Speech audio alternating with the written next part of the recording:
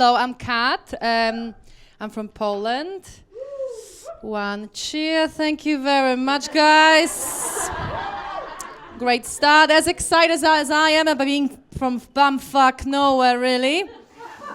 We get a bit of bad rep. There's so many stereotypes, guys. When we're coming over west, people are like, sneaky little motherfuckers. Coming over here, stealing our jobs.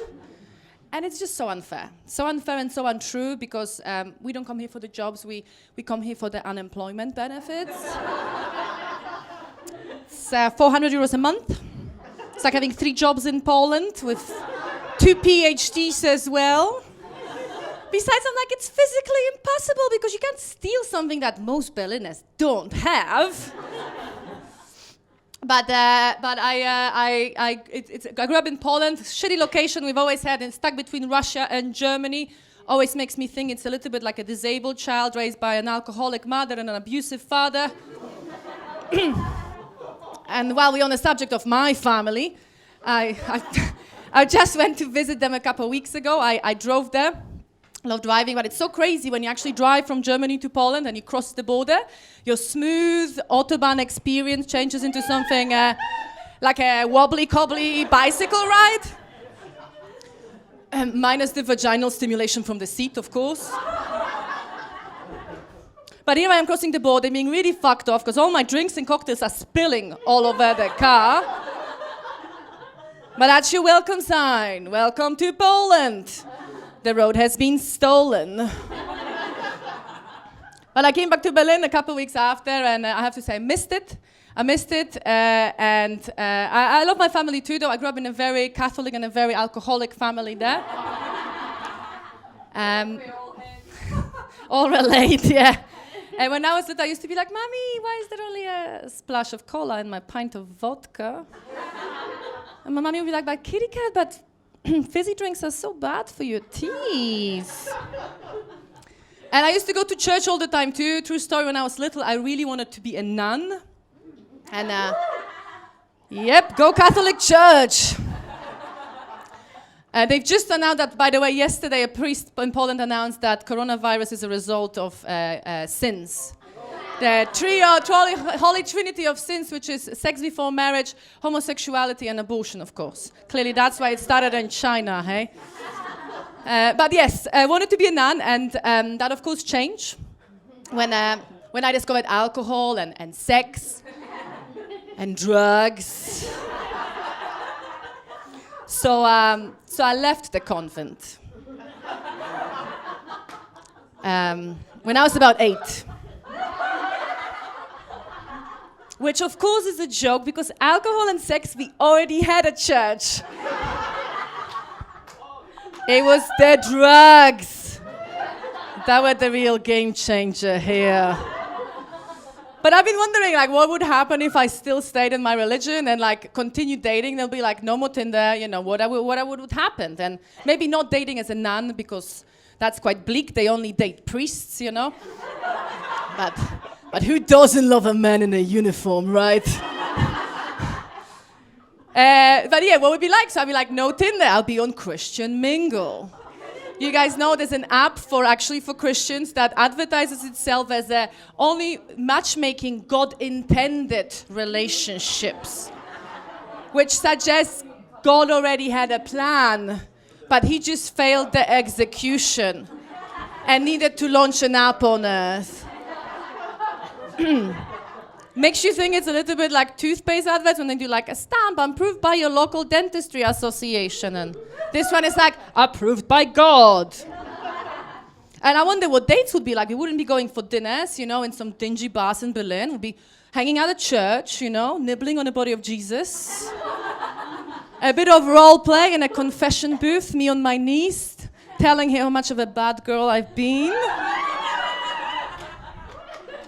Yeah, and we probably wouldn't be like, hey, what's your favorite Disney story or Friends character? We'd be like, what's your favorite Bible character? And it's not all vanilla. People think it's just Noah because he saved all the animals. But there's actually some fucking crazy shit in the Bible, guys.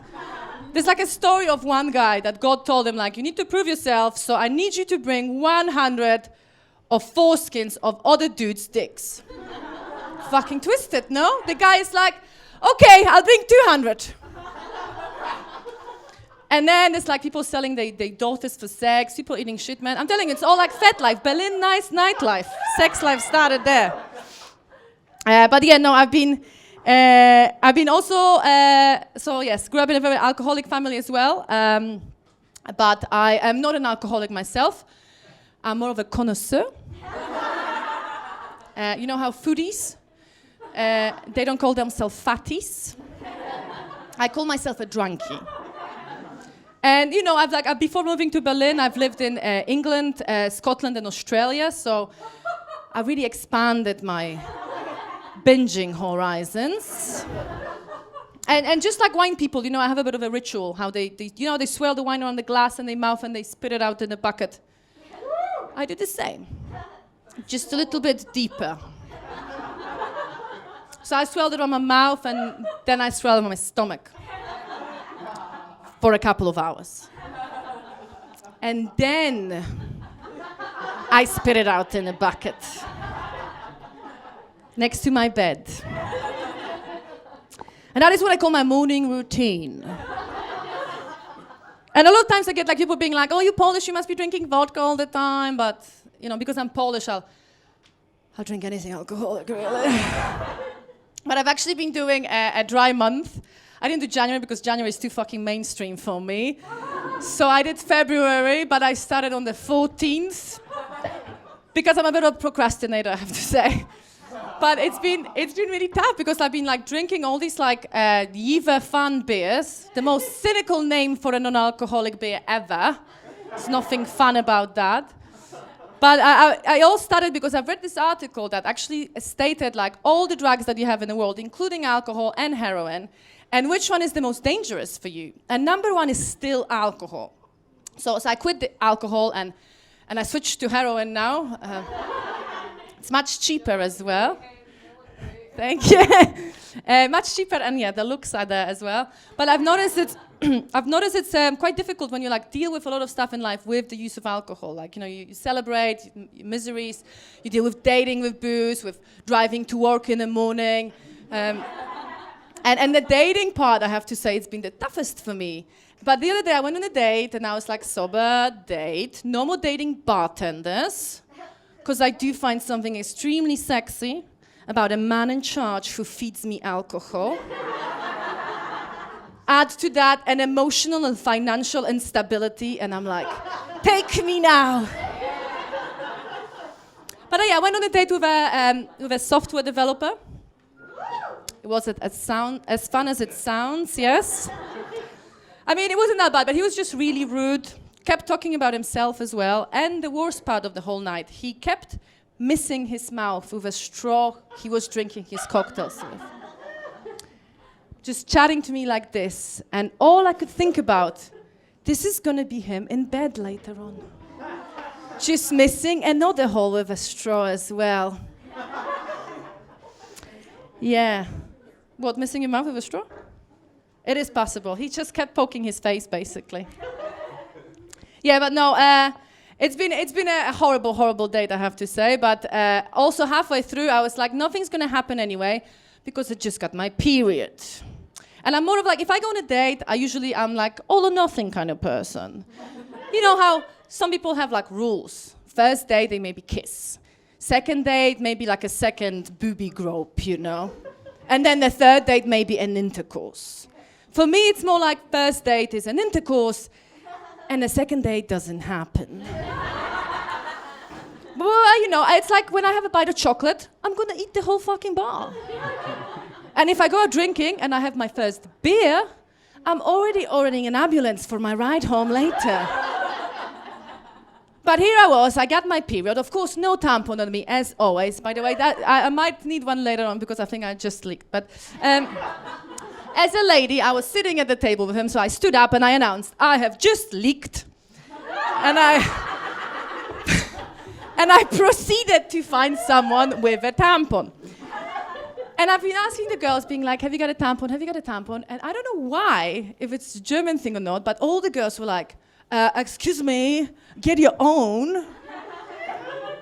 And I was like, dude, I'm not asking for like drugs or drinks, you know. I'm just asking for a cotton pad, you know.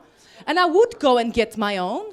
If not the fact that the shop is 20 minutes away and I am leaving a fucking bloody trail behind me that all the wolves and dogs will catch up on soon as well.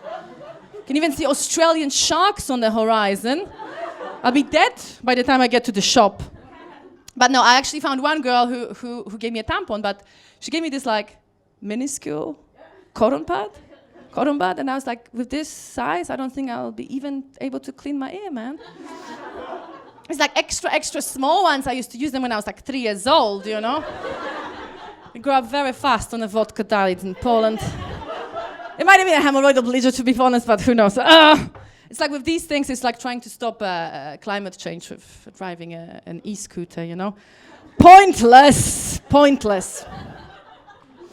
But no, I've been back on a dating thing. I'm back on a dating thing because, like when I moved to Berlin first time 3 years ago, and I was still deluded. I'm gonna learn German. I got on the app, not on Duolingo, of course. I got on Tinder,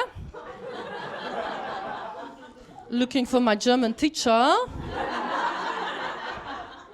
What I had in mind was more like a linguistic exchange, like a tandem, but quickly realized nobody really wants to learn Polish. Even Esperanto had more fans, and that's not even a real fucking language, man. But I had a boyfriend last year, and it all ended badly in November. Unfortunately, I was very sad because winter was coming. And you meant to get one of these human heaters for winter. But upon reflection, I think his malnourished teenage body probably wouldn't have provided much heat anyway. I do like them young, I forgot to mention. But yeah, it was sad because I realized, you know, you can't force someone to be with you unless you lock them in your cellar. Generally frowned upon, but we are in Berlin, so, you know, anything goes. But I was like, I didn't want to start the year with dry January, also known as Vajanuary, when you go vegan in your fanny. So I got back on the horse, more like on My Little Pony, given my preference in age.